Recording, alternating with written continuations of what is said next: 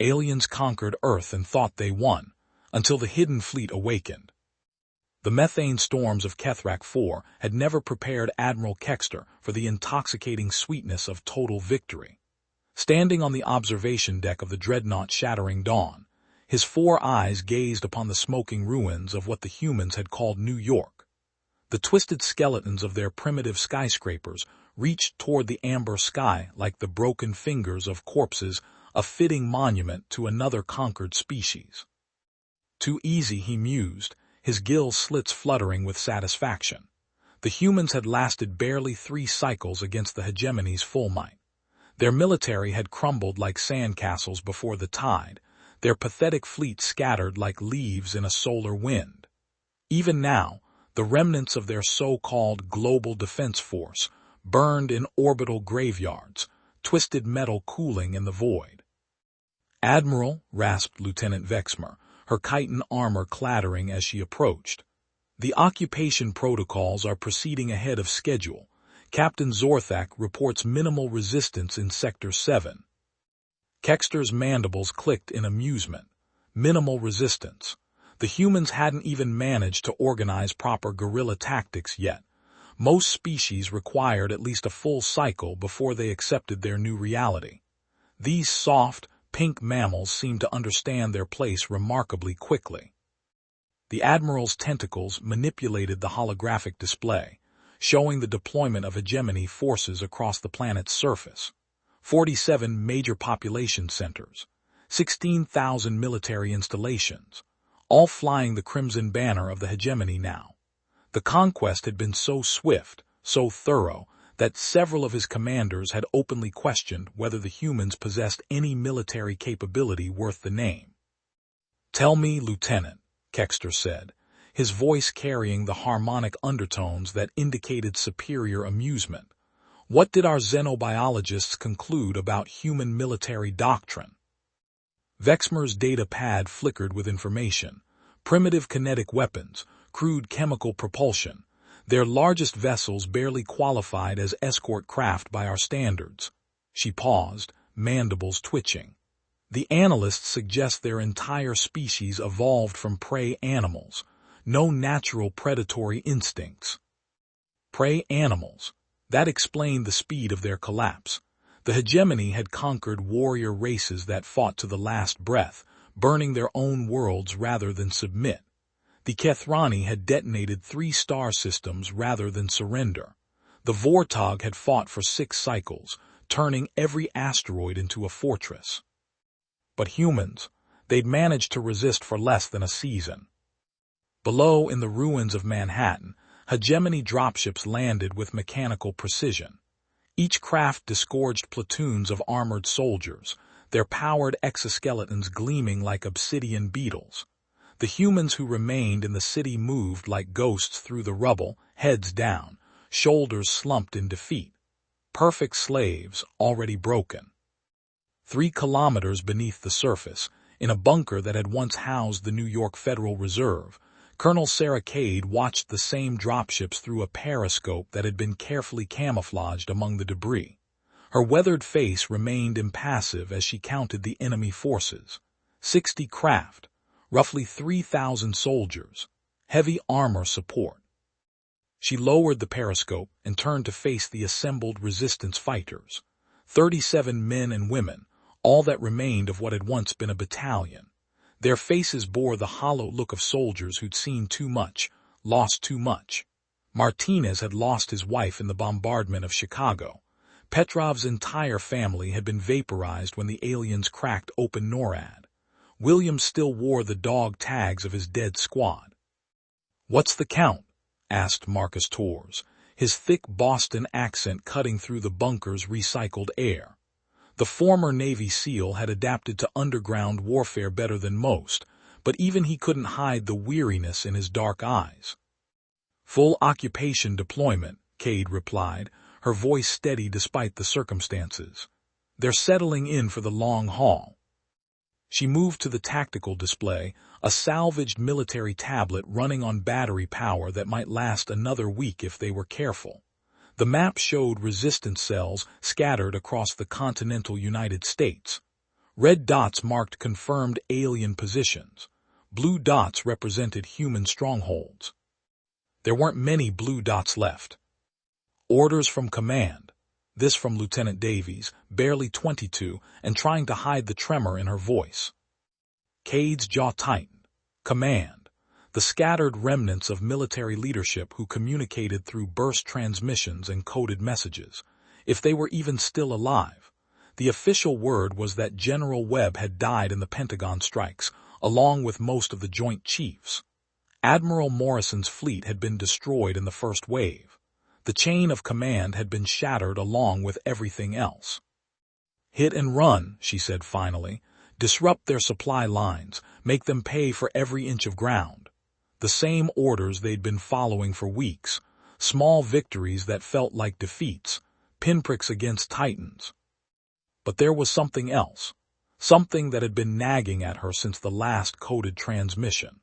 The frequency had been wrong, too high for standard military communications, and the encryption was more sophisticated than anything the scattered resistance should have had access to.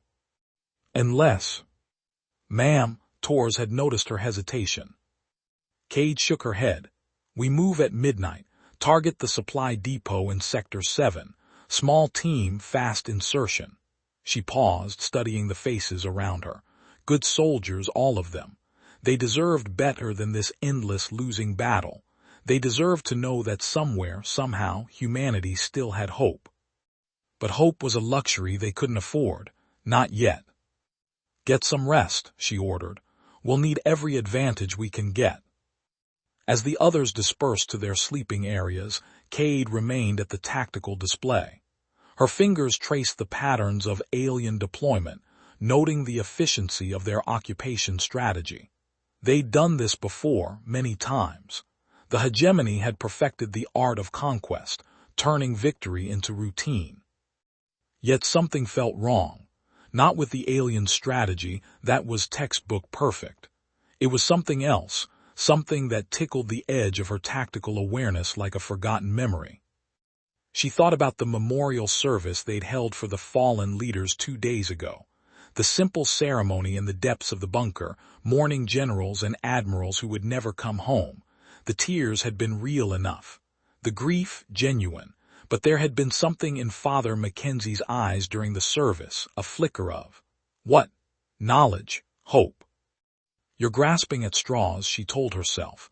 Webb is dead. Morrison is dead. The fleet is scattered, debris floating in the void.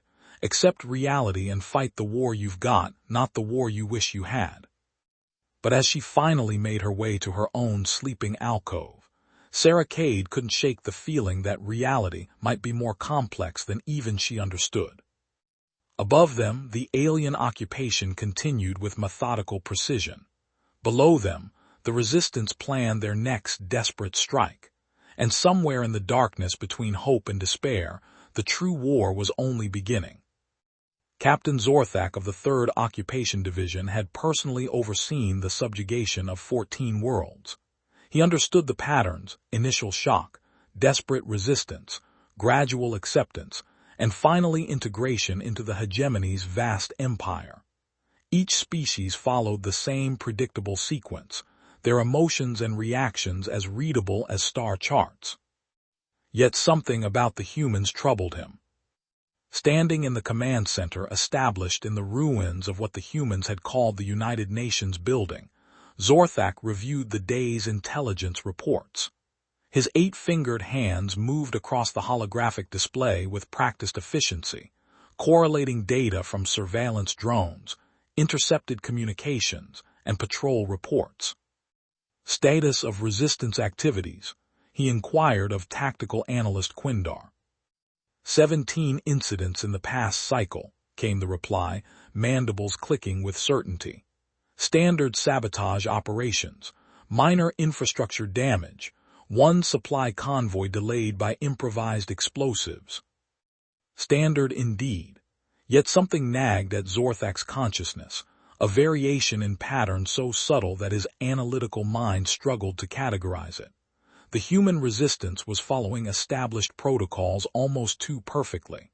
Their attacks targeted precisely the infrastructure that occupation doctrine predicted they would target. Their casualties matched statistical models to within acceptable margins. It was, in every measurable way, exactly what expected resistance should look like. And that, thought Zorthak, is what disturbs me. Analyst, he said, his voice carrying the harmonic frequencies that indicated elevated curiosity, provide comparative data on resistance movements from our previous conquests. The hologram shifted, displaying tactical analyses from 14 previous campaigns. The Kethrani had focused on civilian targets, seeking to maximize terror. The Vortog had employed technological sabotage, attempting to turn the Hegemony's own weapons against them. The HFY had used biological warfare, releasing engineered plagues that ultimately proved more harmful to themselves than their conquerors. Each species had possessed characteristic resistance patterns that reflected their biology, psychology, and military doctrine, natural responses born from their evolutionary history and cultural development. The humans followed no such pattern. Instead, they seem to have studied optimal resistance theory and implemented it with textbook precision. Their target selection was mathematically sound. Their operational security was exemplary. Their tactical retreats were executed with minimal casualties and maximum psychological impact on occupation forces. Curious, Zorthak mused aloud. These humans demonstrate sophisticated military thinking despite their primitive technology. Perhaps, suggested Quindar, their military training was more advanced than initial intelligence indicated. Perhaps, yet that explanation satisfied neither the captain's analytical mind nor his growing sense of unease. Something fundamental didn't align. The humans had collapsed too quickly during the initial invasion, yet now demonstrated resilience and tactical acumen that should have been evident in their regular military forces. Unless... Zorthak's thought remained incomplete as alarms began sounding throughout the command center. Emergency frequencies crackled with reports of coordinated attacks across 17 different sectors. Supply depots burning. Communications arrays destroyed. Patrol units ambushed with precision timing that suggested intelligence gathering capabilities far beyond what scattered resistance cells should possess. Sir, Quindar's voice carried alarm frequencies. The attacks are synchronized across an area spanning 3,000 kilometers. This requires coordination and communication infrastructure that should not exist, Zorthak finished grimly. He studied the tactical display as reports continued flooding in. The pattern was clear now, undeniable in its implications. The human resistance wasn't composed of scattered survivors fighting desperate battles. It was a coordinated military operation. But coordinated by whom? Their leadership was dead, their command structure destroyed, their communication networks reduced to primitive radio transmissions that the hegemony monitored with casual efficiency. Unless they're not as dead as we believe, he thought, mandibles clicking with sudden understanding. Unless this entire occupation has been fighting shadows while the real enemy prepares in darkness. As dawn broke over the ruined skyline of New York, Captain Zorthak began to suspect that the hegemony's victory might have been nothing more than an elaborate deception. And if the humans were capable of such deception on this scale, what else might they be hiding in the vast darkness of their outer system? The supply convoy moved through the ruins of Baltimore with mechanical precision, its 6 hover trucks protected by an escort of 12 hegemony patrol craft. Each vehicle carried enough medical supplies, rations, and maintenance equipment to sustain a full battalion for 2 cycles. Standard procedure for occupation forces overwhelming logistics supported by overwhelming firepower. Colonel Sarah Kade watched the convoy through binoculars from her position atop a ruined office building, her breathing carefully controlled to avoid fogging the lenses. 3 kilometers away, the alien vehicles moved like metal insects through the debris-choked streets, their anti-gravity drives humming with alien efficiency. "Thermal shielding on the escorts," she whispered into her throat mic. "Confirmed," came Tor's reply from his sniper position 2 buildings over. But Rodriguez found a weak point in their sensor array, 30-degree blind spot on the port side of each patrol craft. Kade smiled grimly. They'd been studying hegemony technology for months, analyzing every piece of debris, every abandoned position, every tactical pattern. The aliens were efficient, but efficiency bred predictability, and predictability could be exploited by soldiers desperate enough to turn disadvantage into opportunity. "Jackson, are the charges set?" "Roger, Colonel. Intersection of Lombard and Light. When that convoy hits the kill zone, they're going to have a very bad day." The plan was simple, too simple perhaps, but that was the beauty of guerrilla warfare. Hit hard, hit fast, and disappear before the enemy could respond. Take what you could carry, destroy what you couldn't, and leave them wondering where the next attack would come from. If only they knew, Kade thought as she watched the convoy approach the predetermined ambush point. The resistance had become something far more sophisticated than scattered rebels throwing improvised explosives at occupation forces. The coordination was precise, the intelligence gathering extensive, the logistical support more robust than any guerrilla movement in history. Because it wasn't actually a guerrilla movement at all. 30 seconds, she breathed into her mic. Around the ambush zone, 17 resistance fighters waited in carefully prepared positions. Each had been selected for specific skills, equipped with weapons that officially didn't exist, and trained according to tactical doctrines that had never been shared with common soldiers. The convoy entered the kill zone. Execute. The explosions came in sequence. First, the roadway charges that disabled the hover truck's anti-gravity systems, then the secondary charges that sealed escape routes, and finally, the shaped charges that penetrated the patrol craft's armor at precisely calculated angles. In 14 seconds, the most efficient military force in galactic history found itself trapped in a pocket of devastation designed by humans who supposedly possessed no advanced military capability. Plasma fire erupted from the surviving alien positions, but the resistance fighters were already moving.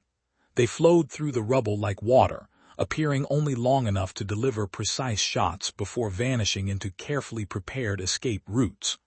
No heroic last stands, no dramatic confrontations, just efficient violence applied with surgical precision. Kade was first into the lead supply truck, her enhanced rifle cutting through alien security systems like they were made of paper.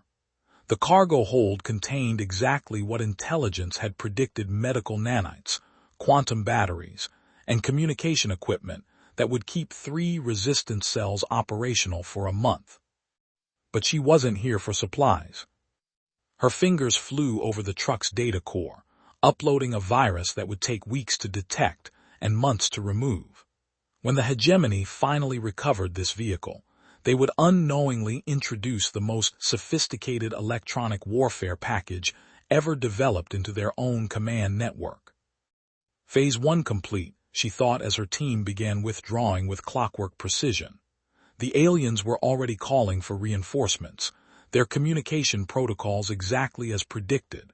In 17 minutes, overwhelming force would arrive to find empty ruins and scattered bodies. They would count their losses, analyze the attack patterns, and file reports about increased resistance activity. They would never suspect that the real purpose of the ambush had been achieved the moment Kade interfaced with their data systems. 17 attacks in 4 cycles, Admiral Kex'tar growled, his gill slits fluttering with irritation. Coordinated strikes across half the continental landmass. These humans are becoming troublesome. Captain Zorthak stood at attention before the Admiral's command throne, his own analysis carefully prepared. Sir, the attacks demonstrate tactical sophistication beyond previous estimates of human capability. Their target selection suggests access to our operational schedules, supply routes, and patrol patterns. The Admiral's 4 eyes focused on his subordinate with predatory intensity. "Are you suggesting security breaches in our communication network?" "I am suggesting that human resistance capabilities exceed our initial assessments," Zorthak replied carefully. Truth was a weapon that required precise handling when dealing with superior officers. Their coordination spans continental distances. Their timing is synchronized to the minute. Their equipment shows technological advancement inconsistent with captured samples. Kex'tar's mandibles clicked thoughtfully. The captain was correct, of course. The humans were proving more resilient than expected, but that was hardly unusual.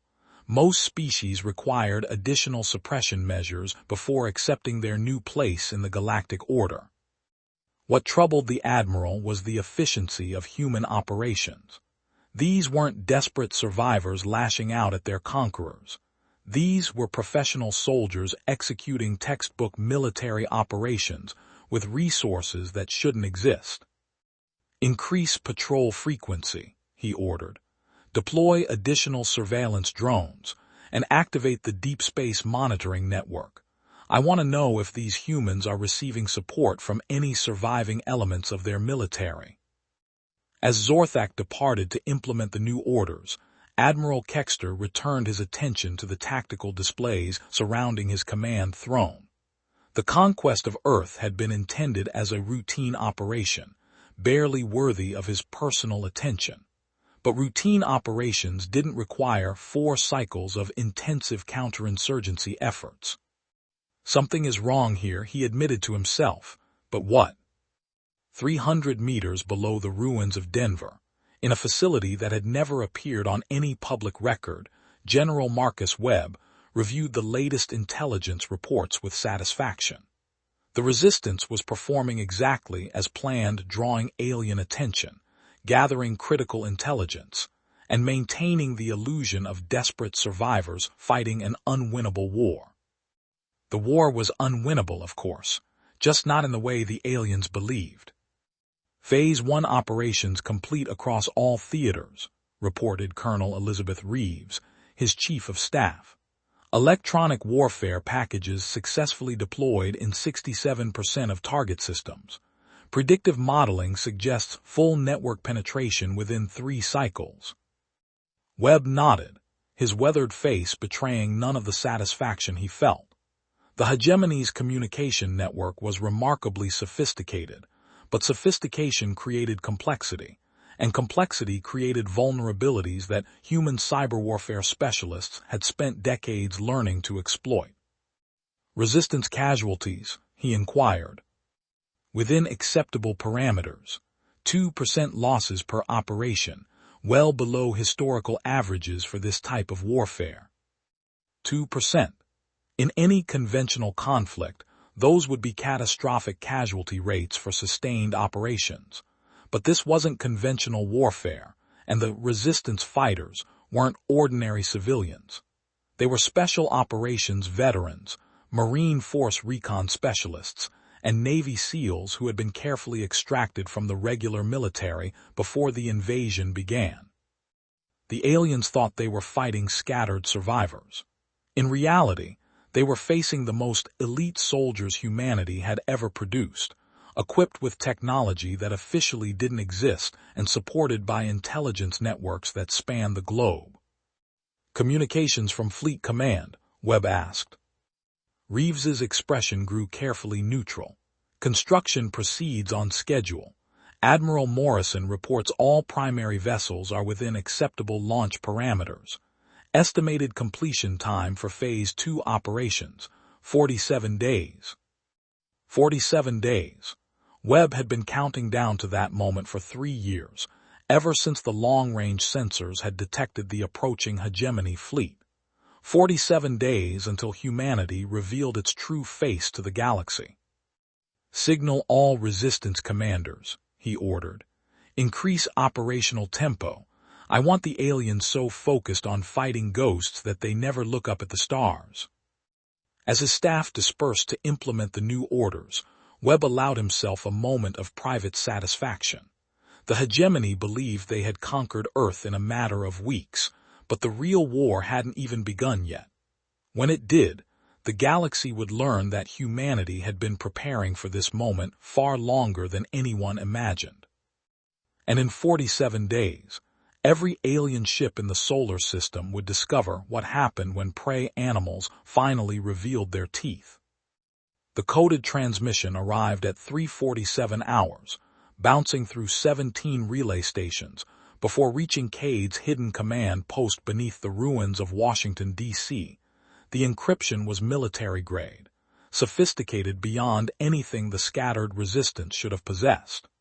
But then, Colonel Sarah Kade had long since stopped believing the official story about humanity's defeat. She decoded the message personally, her fingers moving across the quantum keyboard with practiced efficiency. The words appeared on her screen in standard military format, but their content made her breath catch in her throat. Phoenix Rising. Phase 2 authorization confirmed. Fleet Command sends regards. Fleet Command. Not scattered survivors coordinating desperate resistance, but Fleet Command implying an intact military hierarchy with resources that officially no longer existed.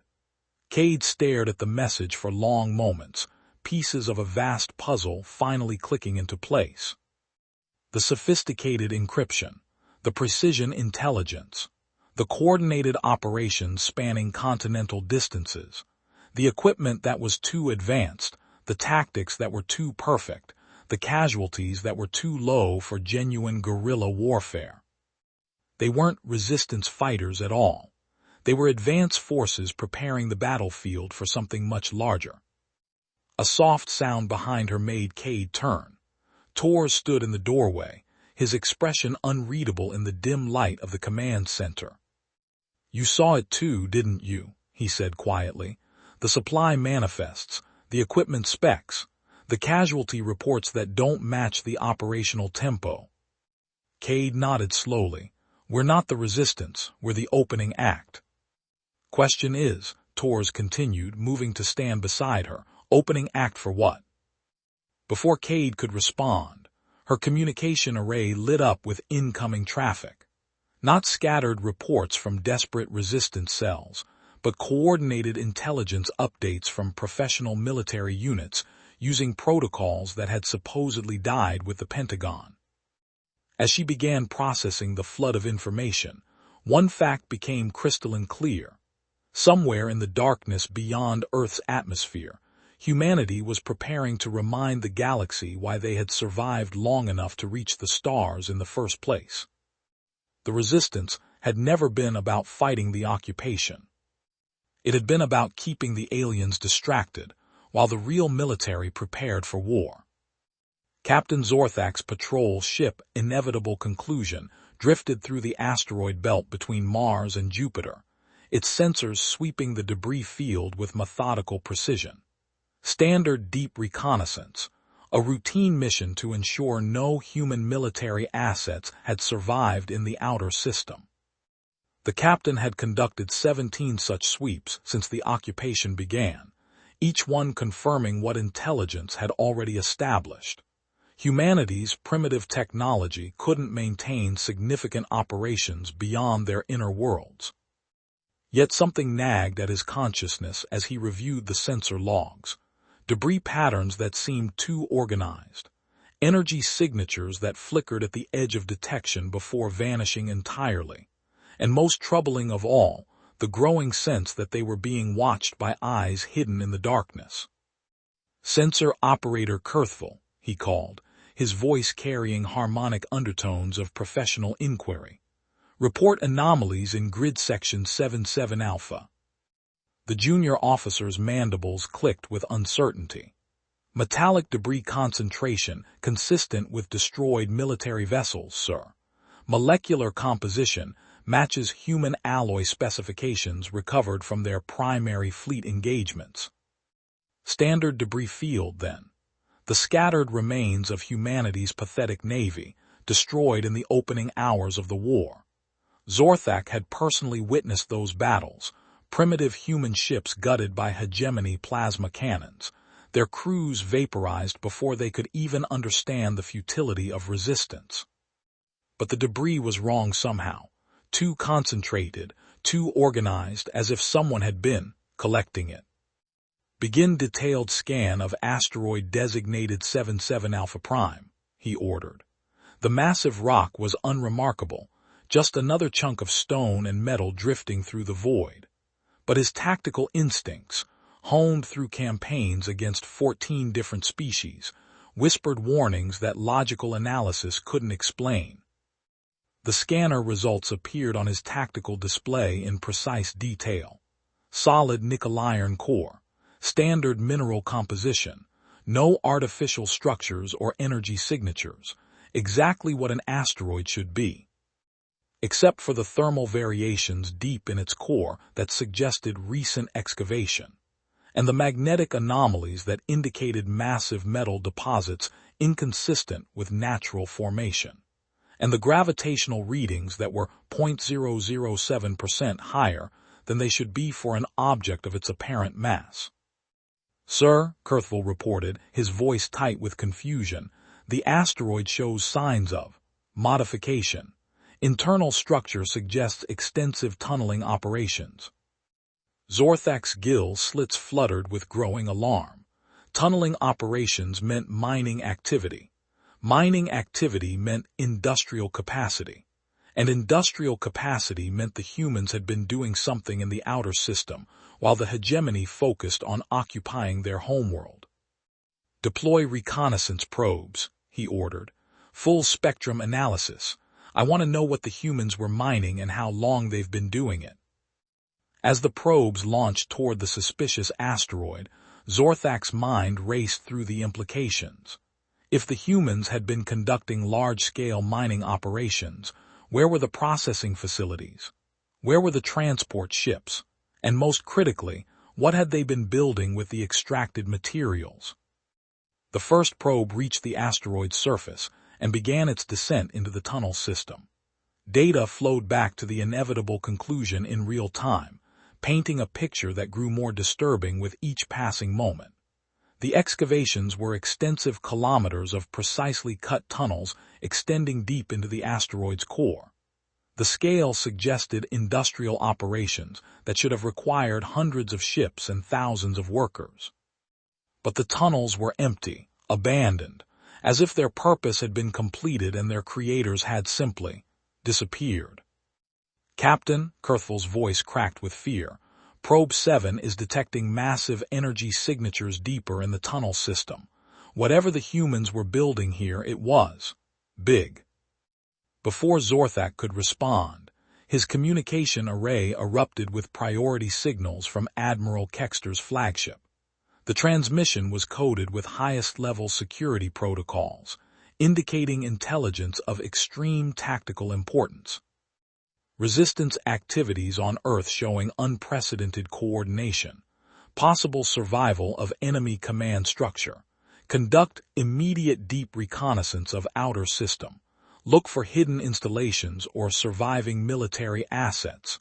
Report findings directly to Fleet Command. Zorthak's hands trembled as he decoded the message.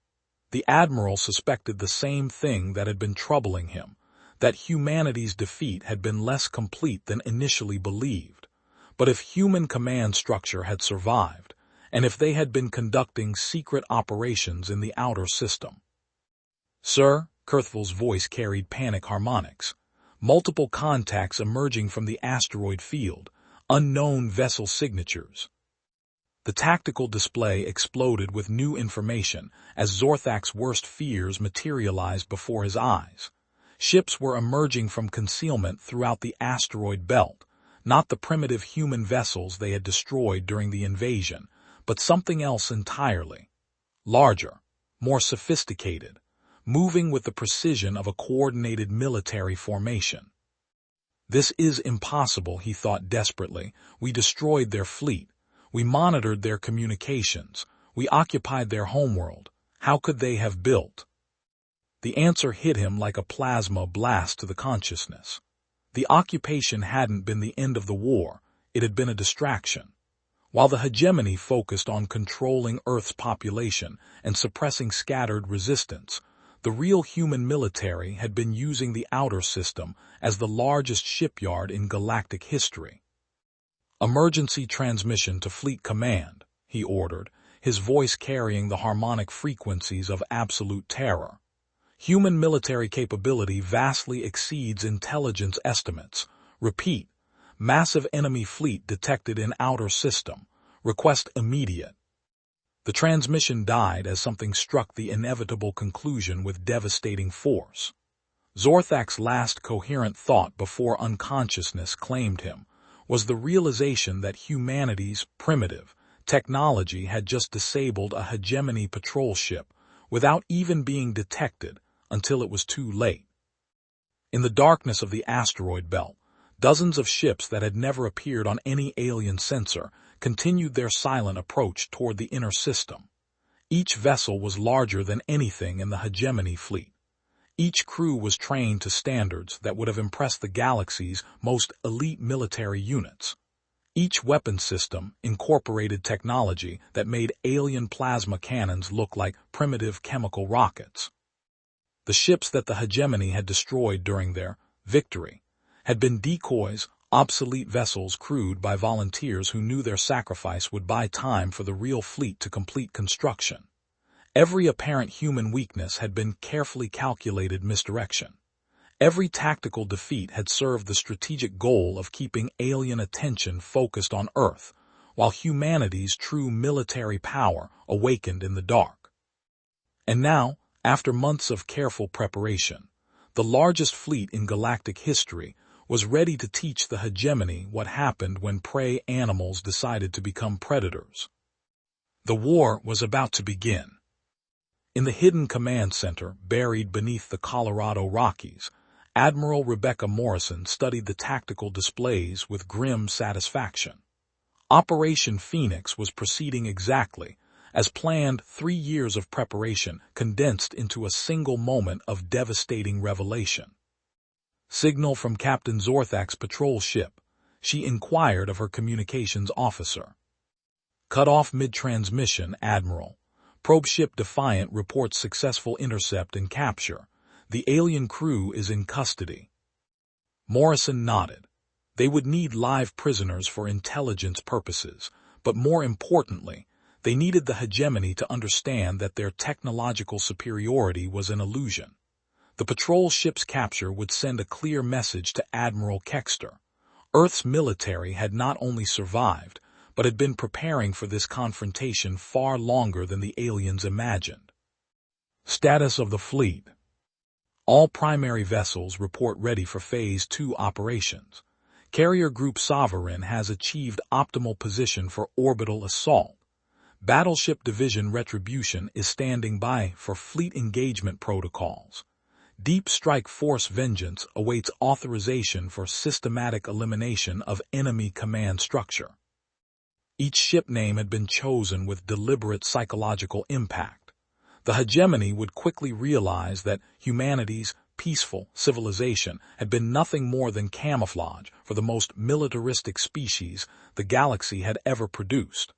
Every human colony ship had been designed with hidden weapon systems. Every commercial freighter could be converted to a military transport in hours. Every orbital habitat concealed manufacturing facilities, capable of producing weapons of unimaginable destructive power. The aliens had conquered Earth, but Earth had never been humanity's real stronghold. That lay in the dark between the worlds, in facilities that had been built by species whose entire evolutionary history had been shaped by predation, competition, and the absolute necessity of survival against overwhelming odds.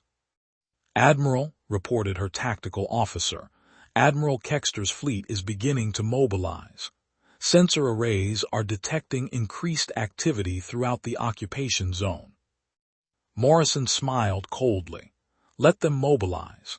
Let them realize that their easy conquest had been nothing more than humanity's opening gambit in a war that would remake the galactic order.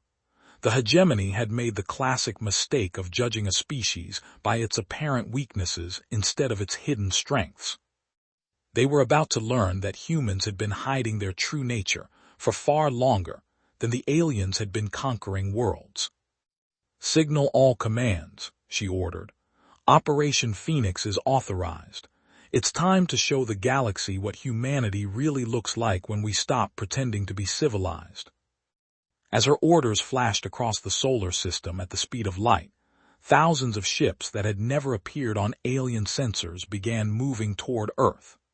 Each vessel represented humanity's true military doctrine, not the desperate defense of a single world, but the calculated aggression of a species that had always understood that the best defense was overwhelming offensive capability. The Hegemony had won the first phase of the war by conquering Earth, but Earth had been nothing more than bait in a trap 3 years in the making.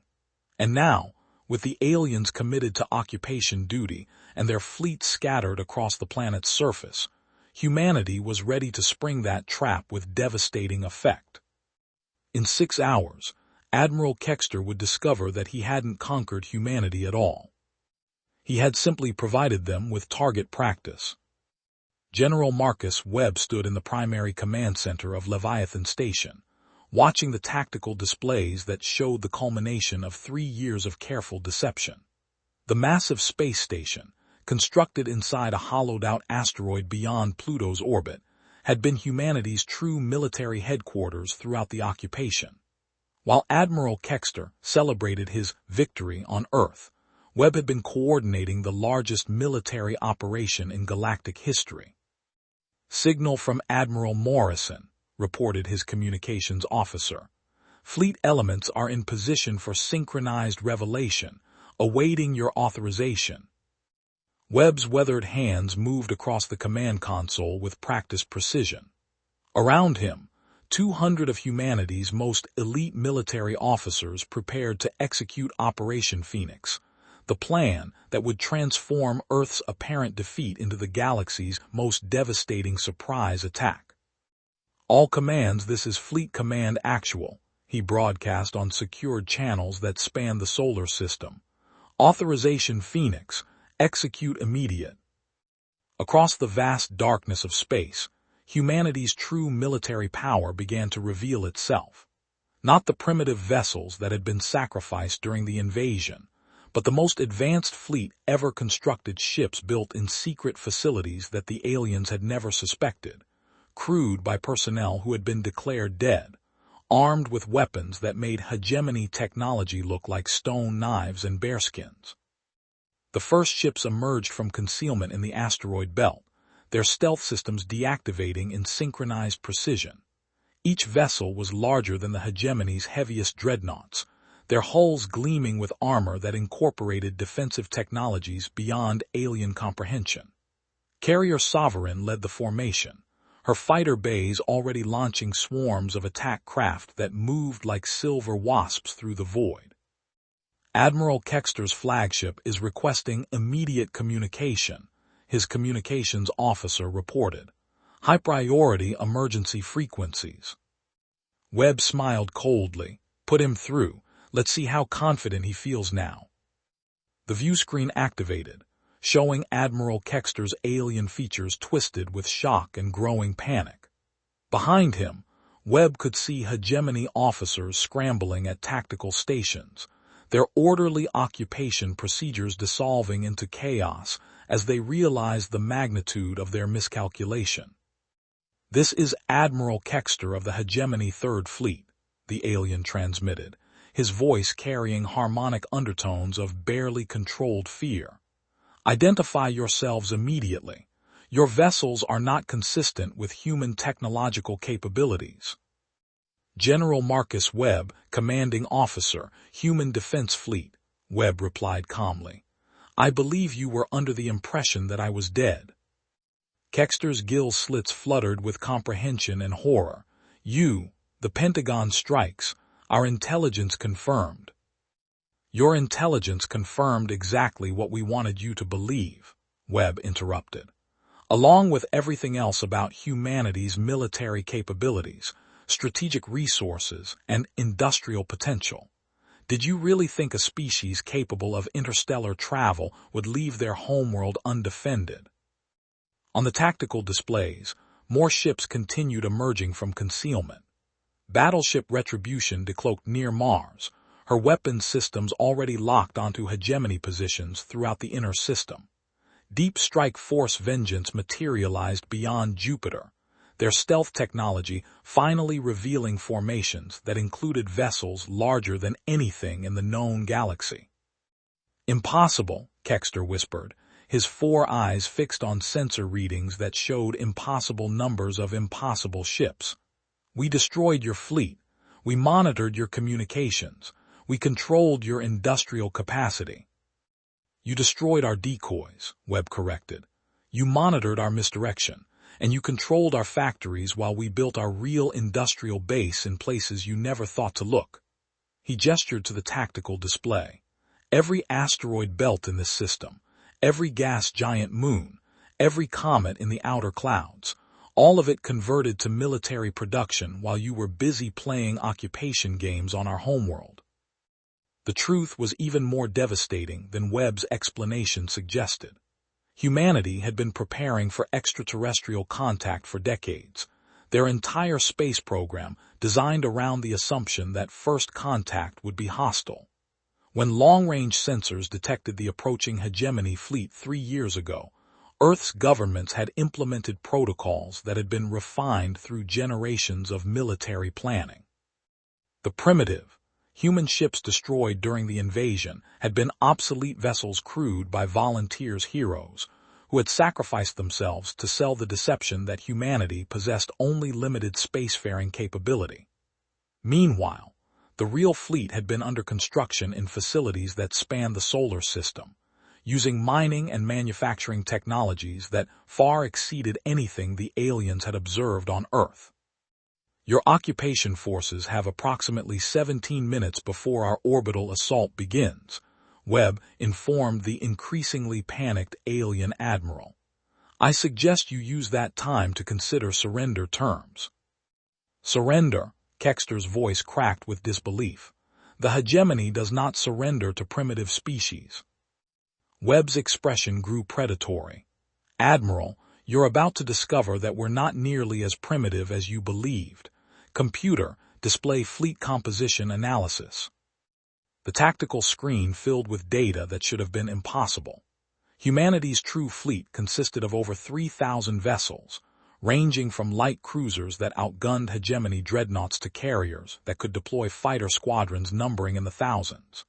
Each ship incorporated technology that had been developed in secret research facilities, drawing on scientific advances that humanity had deliberately hidden from any potential alien observation. "Fusion drives with efficiency ratings beyond theoretical maximum," Webb explained conversationally. "Energy weapons that operate on principles your physicists haven't discovered. Defensive systems that make your plasma cannons about as threatening as harsh language." He leaned forward. "And those are just our second-line vessels. Would you like to see what our primary battle fleet looks like?" Before Kex'tar could respond, space around Earth erupted in synchronized fire. Humanity's orbital defense platforms, concealed within what the aliens had assumed, were communications satellites, opened fire with weapons that turned hegemony dropships into expanding clouds of plasma.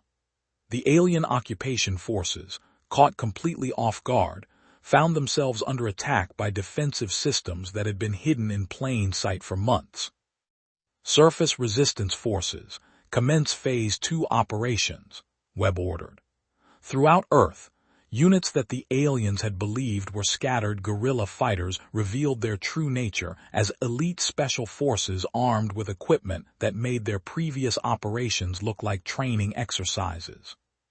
Colonel Sarah Kade's voice crackled over the communication array from her position in the ruins of Washington, D.C. "General, this is ground command. Alien command centers are neutralized. Occupation forces are requesting terms." "Negative on terms, Colonel. Continue suppression operations until all hostile forces are eliminated or surrendered unconditionally." As Webb spoke, the space battle intensified around Earth's orbital zone. Hegemony patrol craft, designed to intimidate primitive civilizations, found themselves facing human fighters that moved like silver lightning through the void. Each human vessel was individually superior to its alien counterpart, but more importantly, they were coordinated by battle management systems that turned the entire fleet into a single, devastatingly effective weapon. "This is impossible," Kex'tar repeated, his composure finally cracking completely. "Your technology, your coordination, your industrial capacity, none of this matches our intelligence assessments." "Your intelligence assessments were based on what we allowed you to see," Webb replied. "For 3 years, we've been feeding your reconnaissance systems carefully crafted data designed to reinforce your preconceptions about human limitations. Every primitive technology demonstration, every desperate resistance operation, every defeated military unit, all of it calculated to keep you focused on Earth while we prepared for this moment." The view screen flickered as another wave of human warships decloaked, these vessels so large that they dwarfed everything else in the system. The command ship Inevitable Victory was over 15 kilometers long, its weapons array capable of sterilizing entire planets. Behind it, the supercarriers Absolute Dominion and Manifest Destiny began launching fighter wings that numbered in the tens of thousands. "We are the species that exterminated every large predator on our homeworld," Webb continued, his voice carrying the absolute confidence of a predator addressing prey. "We are the species that turned warfare into an art form and survival into a science. We are the species that looked at a universe full of hostile unknowns and decided to become more dangerous than anything we might encounter." Admiral Kex'tar's flagship Shattering Dawn shuddered as human weapons began systematically dismantling its escorts. The proud vessels of the Hegemony Third Fleet, which had conquered 14 different civilizations, were being destroyed with contemptuous ease by weapons that operated on principles their builders didn't even understand. "The Hegemony will send more fleets," Kex'tar said desperately. "When they learn of this, they will bring forces that will. They will find their homeworlds under attack by human battle groups that are already en route," Webb interrupted. "Did you think we would limit ourselves to defensive operations? Admiral Morrison's deep strike forces departed for Hegemony space 6 hours ago. By the time your reinforcements arrive, they'll be coming to liberate their own territory from human occupation." The final piece of humanity's grand deception was revealed. This had never been about defending Earth. It had been about using Earth as bait to draw the Hegemony's forces into a trap that would allow humanity to seize control of their entire galactic empire. The occupation had served perfectly, concentrating alien military assets in a single system where they could be destroyed efficiently, while human forces struck at their undefended colonies. "Your terms?" Kex'tar asked finally, his voice carrying the harmonic tones of absolute defeat. Webb's smile was cold and predatory. "Unconditional surrender of all Hegemony forces, complete transfer of territorial control to human administration, full disclosure of all military, technological, and strategic resources." He paused. "Oh, and Admiral, next time you encounter a species that claims to be peaceful explorers, you might want to consider the possibility that they're lying." As the last Hegemony resistance collapsed around Earth, General Marcus Webb allowed himself a moment of satisfaction. The galaxy had just learned that humanity's greatest deception wasn't their apparent primitiveness. It was their pretense of being anything other than the most dangerous predators the universe had ever produced. The age of human expansion was about to begin, and it would be written in the ashes of every species arrogant enough to mistake mercy for weakness. Somewhere in the darkness between the stars, Admiral Morrison's battle fleets were already approaching their first targets in what had once been Hegemony space. The real war was just beginning, and humanity intended to win it so decisively that no species would ever again make the mistake of considering them prey. The galaxy was about to discover what happened when humans stopped pretending to be civilized. Thank you for listening. If you enjoyed this story, consider subscribing for more journeys. Share your thoughts in the comments and stay tuned for the next adventure.